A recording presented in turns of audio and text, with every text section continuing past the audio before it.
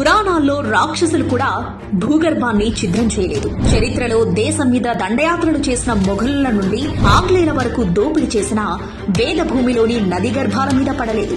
మనిషికి ఎంత సంపద కావాలో, ఎన్ని వేల కోట్లు కావాలో, ఇంకా ఒక ఆలోచనే లేని ధనదాహం నుండి ఒక ఇసుకాసురుడు పుట్టుకు వచ్చాడు జగన్ రూపంలో. అప్పటి వరకు ఉన్న ఉచిత ఇసుక విధానంను ఆపేశాడు.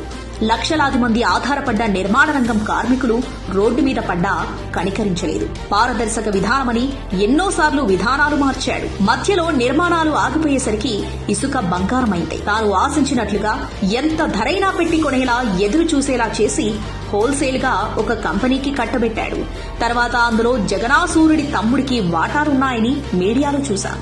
ఆ ఇసుక సామ్రాజ్యం పగలు రాత్రి 24 గంటలు ఇసుక తవ్వడం, అక్రమంగా త్రవ్వుతున్నారని అడిగిన ఒక దళితునికి పోలీస్ స్టేషన్లోనే శిరోముండనం చేయించడం, అడ్డొస్తే ట్రాక్టర్లతో తొక్కిస్తామని మీదకెక్కించడం, చంపడం, అసలు రీచ్ల దగ్గరకు వస్తే పోలీసులతో అడ్డుకోవడం, జర్నలిస్టులను మక్కలిరగదీయడం, ఇక్కడే చంపి పాతేస్తే దిక్కెవరని దౌర్జన్యాలు చేయడం వరకు కొనసాగింది. కోర్టులను మరియు ఎన్జీటీ ఆదేశాలను లెక్క చేయలేదు. అసలు భూగర్భ గనుల శాఖ డైరెక్టర్ వెంకటరెడ్డి అర్హత ఏమని హైకోర్టు అడగడం, కలెక్టర్లు కూడా తప్పుడు నివేదిక ఇచ్చారని తేలడం, పరిమితులకు మించి అపరిమితంగా తవ్వడం వరకు సుప్రీంకోర్టుకు చేరింది. ఈ ప్రకృతి విధ్వంస ఆదాయం కోసం జనం ఏమైనా పర్లేదనే తత్వం జగనాసూరుడిది.